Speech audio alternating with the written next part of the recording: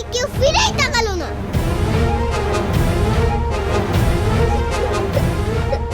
ডিম্পি, ডিম্পি তুমি চুপ করো না, তুমি আমার কথা শোনো, তুমি তুমি কান্না থামাও মা। আগে তুমি কথা দাও, তুমি কিছু করবে। কি করব? এর আগে আমি যত আবদার করেছি তোমার কাছে সব তুমি রেখেছো, এবারটা রাখো না প্লিজ। আমি বলছি তুমি এরপরে যা বলবে আমি তাই শুনবো, কিন্তু এইবার আমায় জিতিয়ে দাও প্লিজ। কিছু একটা ব্যবস্থা করো না মা।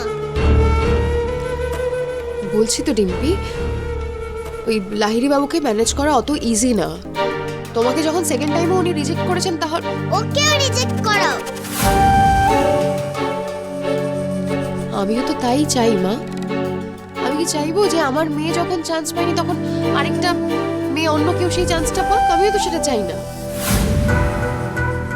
কিন্তু কিন্তু লাহিড়ী বাবুকে প্রমিস করো আমাকে ও যেন গান না গায়। আমি নিশ্চয়ই কোনো ব্যবস্থা করবো ডিম্পি।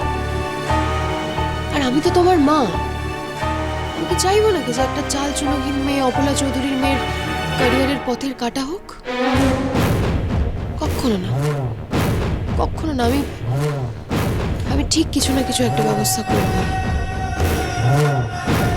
আই লাভ ইউ মা। Love you too Dimpy.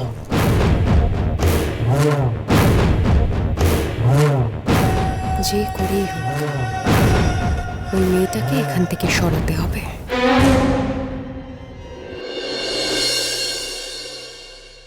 সবাই ওর কত প্রশংসা করছে তাই না?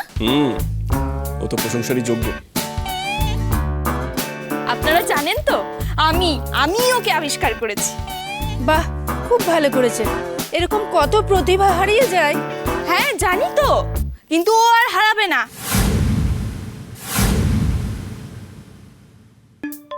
আমি একদম শিওর হয়ে বলছি যে এই ভগবতী আমাদের ভবিষ্যতের সেলিব্রিটি।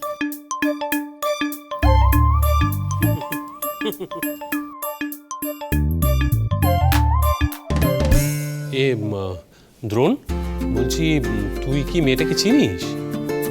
সেভাবে না, কিন্তু এর আগে দুদিন দেখেছি। আর প্রথম দিন তো আমাকে মহিষাসুর বলেছিল। হ্যাঁ, সে কি এরকম নাম কেন? সে অনেক গল্প পরে বলবো। হ্যাঁ, তোর হাসপাতালের নার্সও বলছিল বটে যে তুই ওকে খুঁজছিস। কেন রে? ওই যে ওই মহিষাসুর নামটা ঘুচানোর জন্য। কি যে বলিস না, পুরোটা মাথার উপর দিয়ে গেল। চিনি সোম থেকে রবি প্রতিদিন রাত 10:30টায় স্টার জলসায় ও ডিজনি প্লাস হটস্টারে।